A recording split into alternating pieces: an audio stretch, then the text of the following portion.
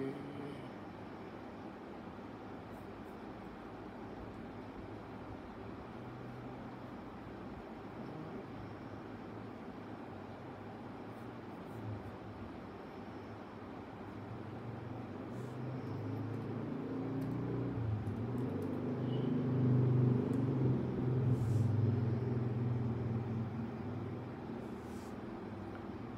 Okay, Assalamualaikum warahmatullahi wabarakatuh. Okay, so hari ni kita buat live lagi. Dah lama tak buat live pasal ni. Right? Okay. Ya, Brother Najib. Okay. Alright. So hari ni ya saja-saja nak buat live sembang-sembang santai. Sebab dah lama Okay, so actually hari ni terdetik lah. Terdetik kita nak buat live ni. Okay. Ya, Brother Najib. Okay.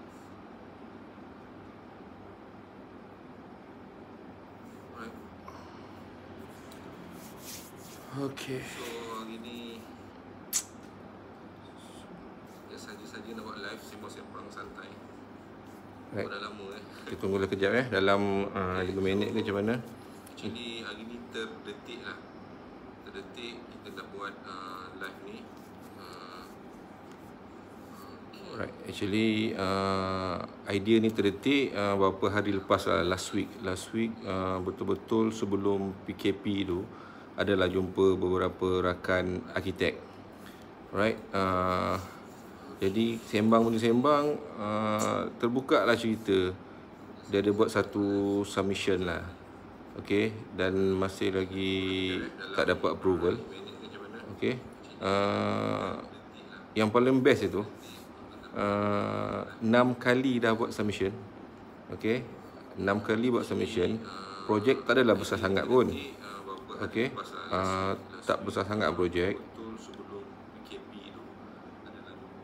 Okay. Tapi 6 kali reject. Okay, 6 kali reject. So kat sini saya dapati masih ramai lagi. Saya tak tahu kat mana puncanya. Adakah arkitek tu sendiri yang tak aware akan keperluan bylaw tu, okay? Ataupun site yang memeriksa tu tak bagi komen menyeluruh. Itu saya tak pasti. Tapi berdasarkan apa yang kita orang sembang tu, kita boleh simpulkan dekat situ 6 kali masih lagi ada komen. Alright. Masih lagi ada komen. So lanjutan daripada tu, saya cubalah buat sedikit research lah. Okay, sedikit research mengenai apa kesan sebenarnya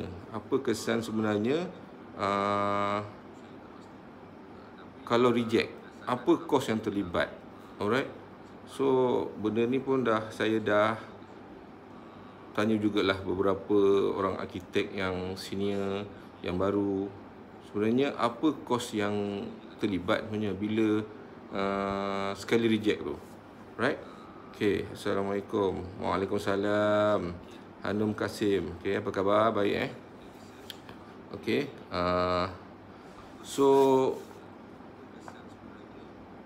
banyaklah saya dapat catatkan, tapi lebih kepada kos-kos yang tak nampak. Okay. Beberapa arkitek ni dia beritahu saya banyak kos-kos, hidden cost yang sebenarnya bila sekali reject tu akan efek lah dekat dia orang punya site. Okay.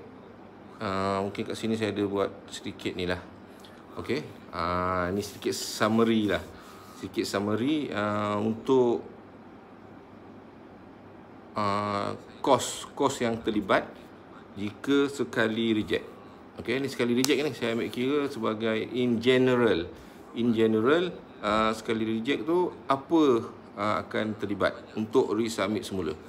Okey, jangan kira lah 5-6 kali. You times lah, you kali je berapa kali reject tu. Okey, ni saya ambil satu.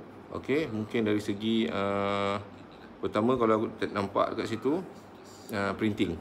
Okey, printing ni subjektif lah. Very subjektif. Mungkin kalau kita boleh untuk course printing ni depends. Okey, kalau yang jenis yang komen yang bukan yang major atau yang besar, mungkin boleh amend drawing dan submit semula drawing yang sama. Okey, tapi macam mana pula kalau terpaksa reprint? Okey, mungkin course printing ni dia subjektif lah, depend kepada size projek tu. Okey, dan berapa banyak pindaan yang terlibat. Okey. Okey, adakah perlu resubmit? Okey, untuk buat print semua ataupun hanya certain page saja. Alright. Itu selain daripada kita tengoklah, maksudnya sekarang kalau course printing ni maknanya kalau projek tu lagi besar, banyaklah banyak keping lah untuk di print. Okey, lepas tu kena kali 3 set pula. Alright. So kalau kita tengok cost average lah. Okey, average mungkin kita assume ada lebih kurang 20 keping satu set satu set lebih kurang 20 keping. Mungkin size nak print ni size M1. Okey, estimate harga mungkin dalam RM1.5 satu lah. Saya pun tak tahu. Estimate lah, kita estimate mungkin RM1.5 lah sekeping. Kali dengan 20 keping kali 3 set. Maknanya untuk reprint tu, untuk yang 20 page punya drawing, estimate dalam RM90. Okey, mungkin harga tu berbeza lah. Ini saya estimate je, roughly lah, kasar Okey, sebab untuk printing ni, itulah yang saya cakap tadi, dia masih lagi subjektif. Okey, subjektif, bergantung pada banyak pindaan. Okey, apa yang saya cuba tekankan di sini adalah dari segi masa, kos masa tu sebenarnya yang tak ternilai. Okey, kos masa yang tak ternilai ni sebab kita kena fikir, satu adalah print, kos untuk print. Lepas tu masa untuk print tu satu projek kalau kita estimate lah berapa, 50 juta ke 60 juta ke, okey, punya harga, mungkin dia akan ambil masa dalam setengah hari ataupun boleh sehingga 1 hari. Right? Okey, setiap masa yang terlibat tu dia ada man hour cost. Okey, ada man hour cost. Right? So perlu ada staff lah. Okey, yang tunggu. Okey. Okey, nampak tak? Okey. Lepas tu print satu hal, masa untuk nunggu print satu hal. Lepas tu pindaan. Okey, setiap pindaan yang nak dibuat tu, okey, melibatkan masa juga. Okey, melibatkan masa. Right? Boleh melibatkan masa. Mungkin kena study semula. Okey, setiap pindaan yang ada komen tu dia kena study semula. Okey, mungkin kena redraw. Right? Ini semua akan efek masa ni. Right? Kalau melibatkan major changes, okey, contoh, okey, ada major changes, okey, perubahan tu akan melibatkan ataupun dia akan efek kepada design yang lain. Faham tak? Sebab kita paling takut dia kalau apa tu co-design yang terpaksa diubah. Okey, co-design terpaksa diubah. Dia bukan boleh simply ubah yang tu je. Dia akan tarik juga yang lain. Okey? Sebab bila satu drawing dah siap, tiba-tiba lah, let's say you kata kena tambah tangga, let's say. So dia bukan simply you just put another staircase. Okay, dia akan adjust yang lain juga. Okay, terpaksa adjust juga yang lain. Silap-silap mungkin design tu dah kena berubah. So bila berubah, ya kena print balik the whole set. Okay, banyaklah masa kat situ. Kalau kita boleh tengok, dia akan hilang kat situ lah. Right? Tambah lagi untuk man hour cost. Okay, banyak ni. Okay, so lepas tu pula kita fikir balik. Lepas kita dah design semua tu, mesti nak reconsult balik dengan pegawai bomba. Okey, tambah lagi. Okey, okey, maksudnya sekarang itu cost hidden cost. Bila kadang-kadang kita ni satu masalah lah. Kita faham lah abang-abang bomba ni kan. Sebab saya pun dulu bekas bomba. So dia banyak ad hoc punya event yang kita susah nak kontrol. Okey, mungkin ad hoc kena meeting sana sini. Okey, walaupun kadang-kadang kita dah set appointment ni, tapi kita tak boleh nak jangka, okey. Dari segi masa kita tu mungkin tiba-tiba kena panggilan pergi meeting, ada emergency. Okey, semua kita kena tinggalkan. So kita faham kadang-kadang you ada appointment dengan pegawai ni, tak semestinya bila you dah set date tu, you akan dapat date tu. Alright? Cik Isyam, Allah, makin handsome Ni semua pandangan mata selalu menipu ni. Alright? RM5, RM8. Okey. Nampak?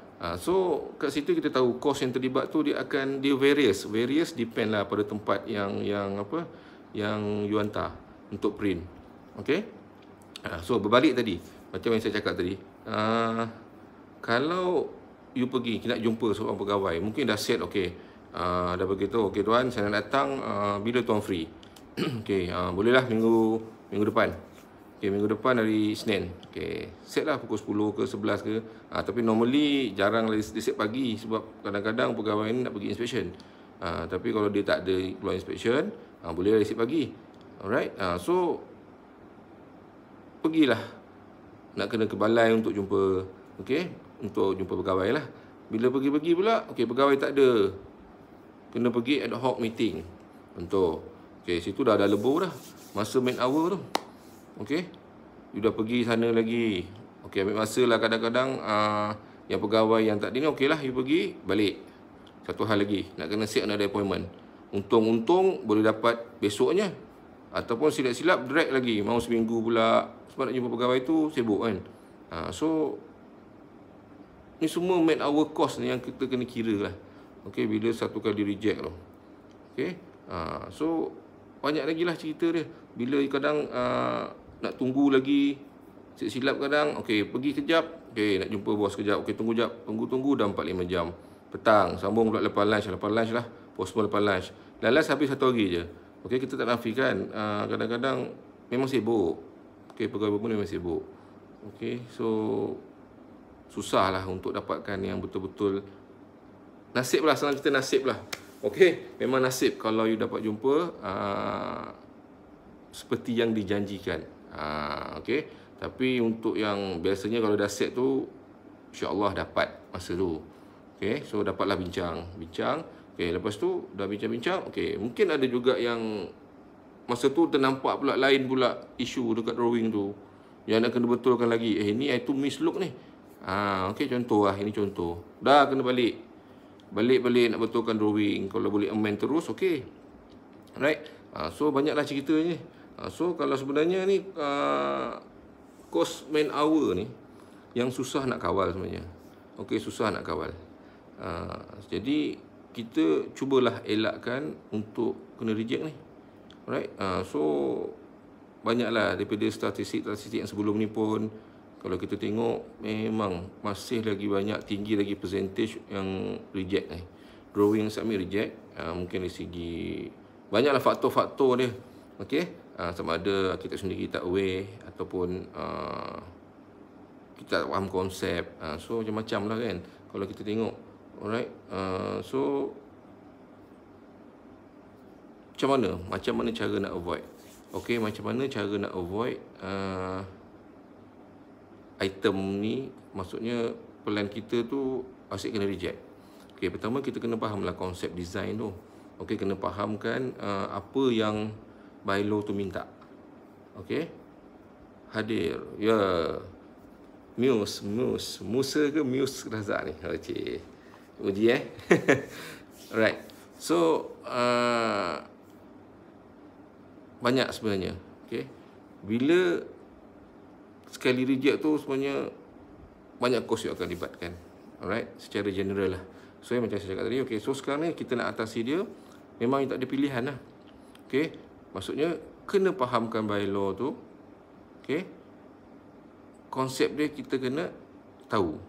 Okey. Jumpalah pegawai bomba untuk berbincang macam mana nak atasi masalah tu.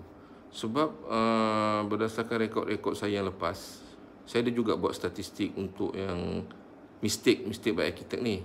Okey. So common mistake tu sebenarnya yang saya dah dapat 100 something. Okey, memang 100 lebih kesalahan yang common lah, yang selalu berlaku. Dan berulang.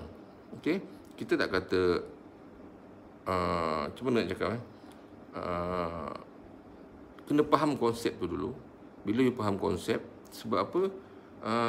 Bylaw ni memanglah bahasa undang tau. Dia bahasa undang ni kadang-kadang boleh misinterpret. Okey. So kena selalu bincanglah dengan pegawai bomba. Okey. Macam mana nak implement clause tu. Alright. Okey. So macam mana kita cakap, memang banyaklah benda ni kalau kita tengok, yang you kena betul-betul aware pasal design ni. Okay. Right. So apa lagi kita nak sembang okay.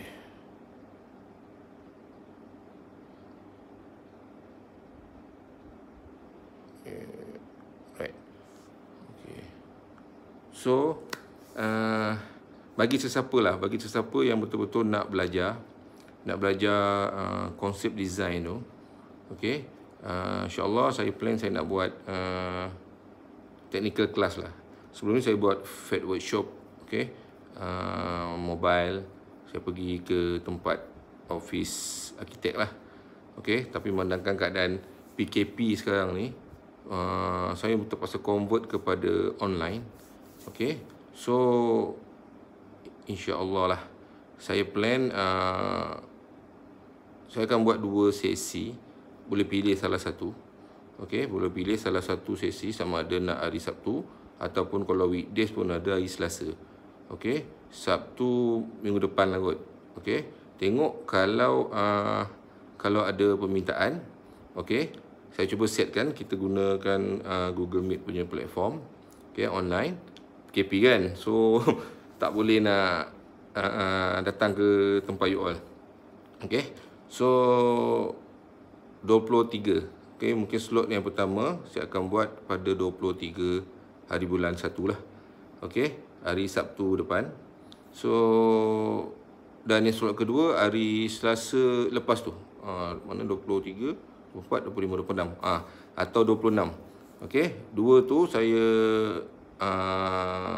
standby kan untuk sesiapa yang nak join kelas ni. 1 hari. Okey, kelas ni 1 hari saya akan buat online. So apa topik yang kita akan cover? Okey, Cik Amido ni hadir Oh, bagus. Alright. So antara topik yang kita akan cover okey, kita akan tengok nanti sebelah pagi mungkin kita akan kongsikan konsep design.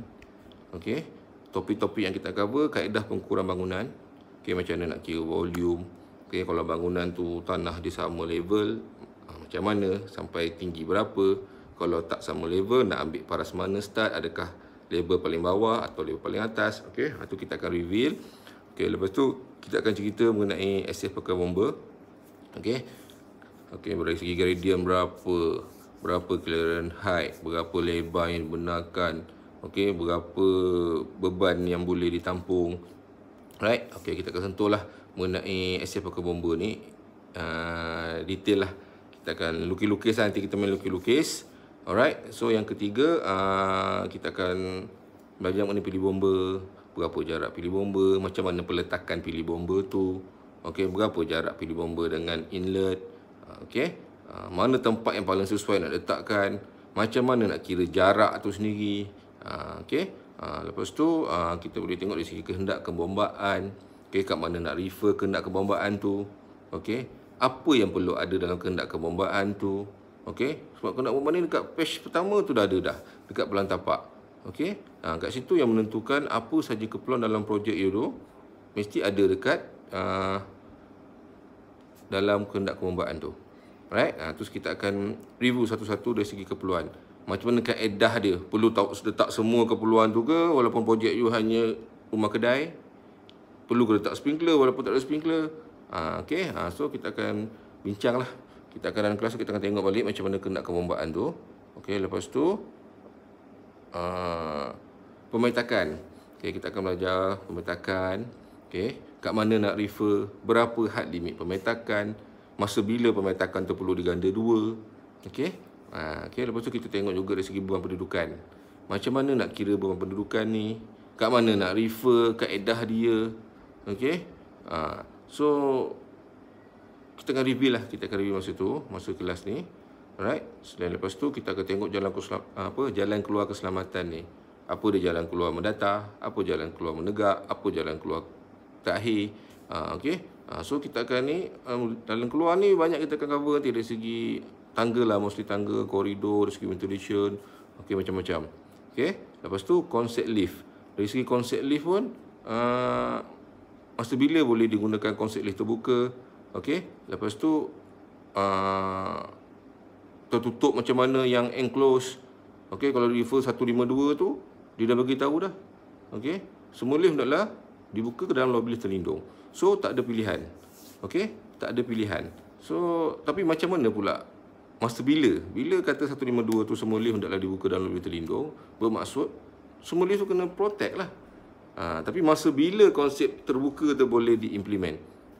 Okay, kita akan tengoklah masa tu. Okay, so John Chan alright, thank you.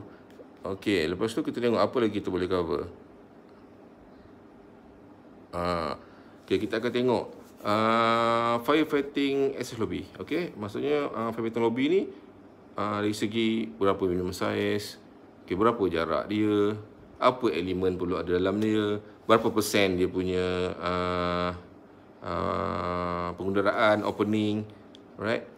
Masa bila kita boleh desainkan tangga dalam lobi tu tanpa pintu, macam-macam lah. Alright, so kita akan kira pengudaraan dia berapa kan. Lepas tu penempatan sistem kebombaan ni. Okay, penempatan ni nanti kita akan tengok dari segi general dia berapa, macam mana jarak rail, okay, detector, okay, dari segi sprinkler. In general lah. Sebab apa, kita tengok design ni untuk level arkitek ni dia tak perlu deep sangat lah. Cuma bila kita dah tahu penempatan tu, kita dah tahulah nak kena allocate lah lokasi kat mana bilik pump. Okay, so itu semua akan efek dalam design. Okay, dari segi petunjuk atau legend, apa yang perlu ada dalam legend ni sebenarnya. So semua tu kita akan reveal. Okay, lepas tu pula habis slot konsep design ni, sebelah petang mungkin kita akan tengok. Okay, saya akan revealkan 50 mistake. Okay, 50 mistake yang common dilakukan oleh arkitek ni. Okay, saya akan reveal bersama solution dia. Okay, bersama solution dia. Okay, kat mana nak refer dalam bylaw tu. Okay, ataupun reference lain yang berkaitan. Okay, kita akan buat hands on lah. Okay, dalam kelas online nanti kita akan buat hands on. Okay, saya akan tunjuk terus macam mana, kat mana kita nak refer. Okay, so estimate dia 1 hari. Mungkin kita akan start 8.30 tu. Okay, sementara while waiting tu mungkin 9 tu dah boleh run. Okay, kita tak ada apa-apa, semua dah okay ada. Kita 8.30 tu kita shoot terus lah. Okay, so sampai petang lah. Alright, League of Legend. Alright, okay, boleh so siapa yang berminat, okay, boleh WhatsApp saya. Okay, ni nombor saya. Okay, boleh WhatsApp saya di nombor 019-385-2746, ataupun you boleh drop email. Okay, biarbrilante@gmail.com lah. Okay, so boleh untuk maklumat lanjut tu boleh kontak saya sendiri. Saya akan bagi detail lah. Detail untuk hari ni just kita nak share dulu apa konten kita nak buat. Okey, so harap nanti boleh share video ni. Kita boleh berkumpul lah di kalangan arkitek-arkitek untuk design. Okey, saya belum. Okey, alright, so tu saja kot untuk malam ni. Saya rasa tak ada apa, saya cuma nak open semula kelas sebab ada yang minta sebelum ni, cuma tak berkesempatan. Okey, cuma kali ni saya cuba allocate masa tu lah. Okey, mungkin tuan-tuan boleh pilih. Nanti mungkin di bahagian komen nanti saya akan letakkan link untuk pendaftaran lah. Okey, InsyaAllah nanti kita jumpa hari Sabtu ataupun hari Selasa. Okey, salah satu mana yang free. Kalau siapa nak join tu boleh join. Okey. Okey kot, itu saja untuk kali ini. Jadi saya ucapkan terima kasih. Kita jumpa nanti. Assalamualaikum dan selamat malam.